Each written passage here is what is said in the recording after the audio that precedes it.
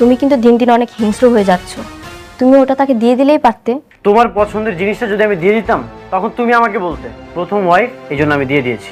আর কতবার বলবো যে আমি আপনাদের বৌমা না? কথাটা কি কানে যাচ্ছে না? কি যে বলেন ভাবি, আপনি আমার বন্ধুর স্ত্রী। তোর একটা সুসংবাদ আর আমি তোর জন্য মিষ্টি নিয়ে আসবো না, এটা কি হয় বল? কিসের সুসংবাদ? ও তো মা হতে যাচ্ছে। কেন বলেছ আমি বাবা হতে যাচ্ছি? আমি সত্যি সত্যি প্রেগনেন্ট, আর আমার গর্ভের সন্তান তোমার। আমার সাথে অবশ্যই কোনো না কোনো চক্রান্ত হচ্ছে। যদি বাচ্চা হয়ে যায়, সেই বাচ্চার কারণে যদি তার মধ্যে একটা ইন্টিমেসি বাইরে যায়, তখন কি করবা? এখন ও যদি ওর সন্তান নিয়ে তোমার সঙ্গে থাকতে চায় তখন কি করবে? তার পেটে যে বাচ্চাটা আছে সেই বাচ্চাটার বাপ অন্য কেউ, তুমি না। তাহলে এই বাচ্চা কার?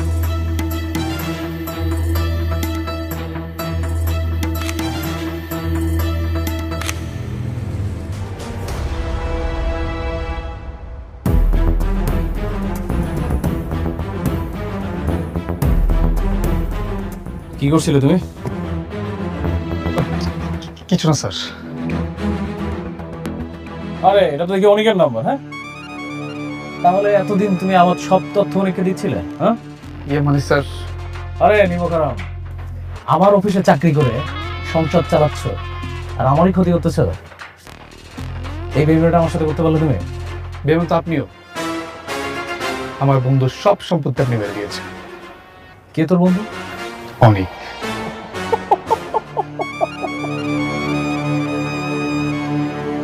অনেক তোর বন্ধু? এখন যদি আমি তোকে পুলিশে দেই তাহলে তোর অনেক বাপ কি তোকে ছাড়াইতে পারবে? পুলিশে দিবেন দেন, আমরা এসবের ভয় পাই না। আর এই যে মিস্টার রাতুল, আমি যদি আপনার মামলা দিই আপনি টিকতে পারবেন তো? তুই আমার নামে কি মামলা দিবি? আপনি যে অনেকের সিগনেচার কপি করে তার সব সম্পত্তি আপনি নিজের নামে করে নিয়েছেন। ও আচ্ছা, তাহলে তো তোমাদের বিগ প্ল্যানিং। হ্যাঁ, আমার তাহলে এই পুলিশে দেওয়ার প্ল্যানিংটা বাদ। তোমরা তো খেলতে চাচ্ছ না দুই বন্ধু? যাও দুই বন্ধু মিলে প্ল্যানিং করো, তোমাকে আমি ছেড়ে দিলাম। আমার না সব প্ল্যানিং রেডি আছে, আমি দেখবো তোমরা আবার কি চেকতে পারে। রাতুল,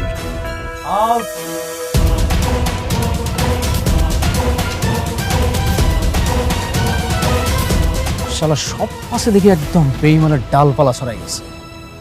একটা বেইমান আমার সাথে ঘোরাঘুরি করতেছে, আমি বুঝতেই পারলাম না। এই, তোমরা একটু চোখ কান খোলা রাখতে পারো না?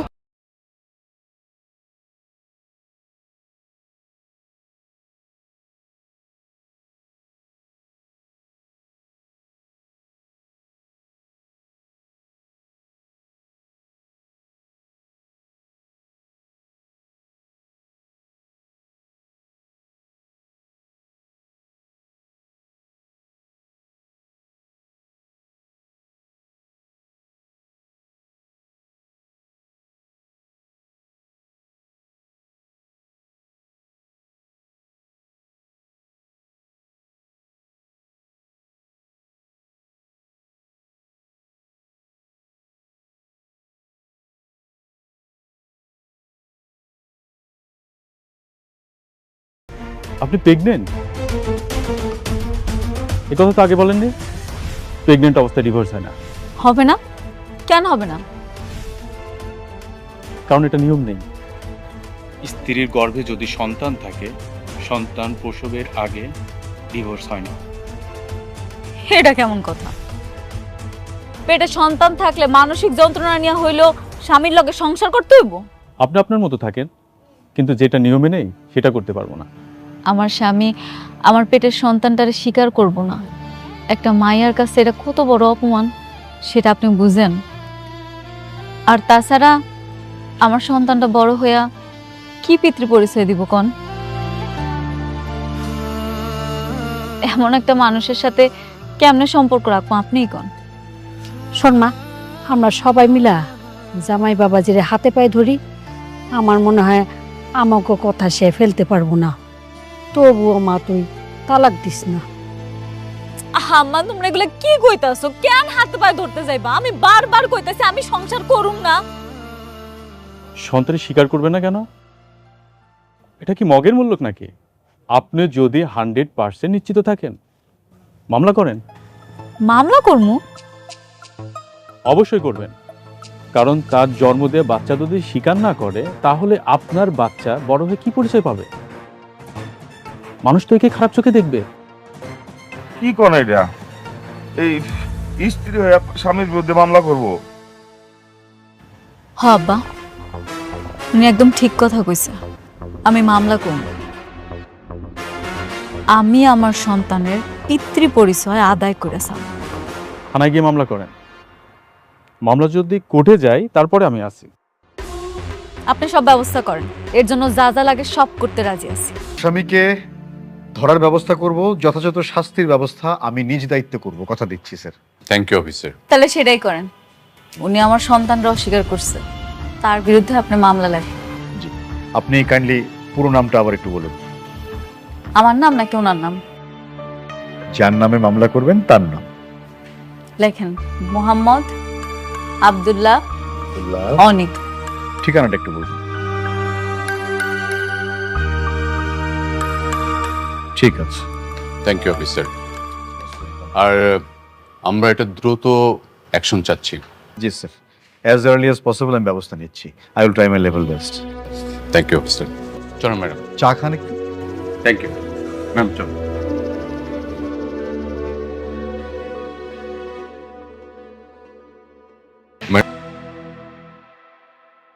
যা মেরে জ্ঞান। স্যার আসসালামু আলাইকুম। নিয়ে আসছি। বসে বলেন। স্যার, আমার নামে মিথ্যা মামলা করা হচ্ছে। এই বাচ্চাটা আমার না। শেষমেশ এই মিথ্যা মামলার জন্য আমাকে থানা পর্যন্ত আসতে হলো।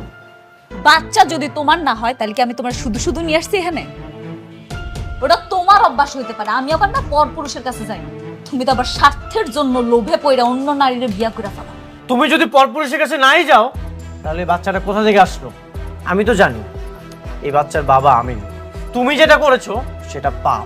অনেক, আমি কোনো পাপ করি নাই, বুঝো নাই তুমি?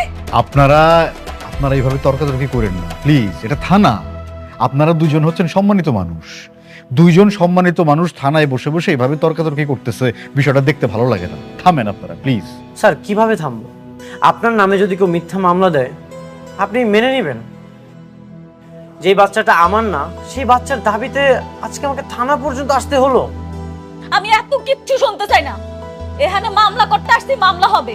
আপনি মামলা লেখেন, আপনি মামলা লিখবেন। আচ্ছা আচ্ছা আচ্ছা, আমি দেখতেছি কি করা যায়। আচ্ছা ঠিক আছে, আমি একটা পরামর্শ দিই, এতে একটা সমাধান হইতে পারে। কি পরামর্শ? আমি টেস্ট করার জন্যে রিকমেন্ড করে দিতেছি, আপনারা ডাক্তারের কাছে গিয়ে একটু টেস্ট করাই আসেন। এখন তো প্রযুক্তির যুগ, টেস্ট করাইলে মানে ডিএনএ টেস্ট করাইলেই বোঝা যাবে যে এই বাচ্চার আসল বাপটা কে। Sir, good decision. আপনি খুবই ভালো বলেছেন। টেস্টটা করলেই প্রমাণ হয়ে যাবে। আমি আসলে এই ঝামেলা থেকে মুক্তি চাই স্যার। তাহলে আমি লিখে দিচ্ছি, আর মামলা এই পর্যন্তই থাকলো। থ্যাংক ইউ স্যার, এত সুন্দর একটা উপায় বের করে দেওয়ার জন্য। আশা করি আমি এই সকল ঝামেলা থেকে মুক্ত হতে পারবো। মোস্ট স্যার আসুন, আমি দিয়ে দিচ্ছি আমার কাছে কাগজটা। আমি বাইরে দাঁড়াচ্ছি।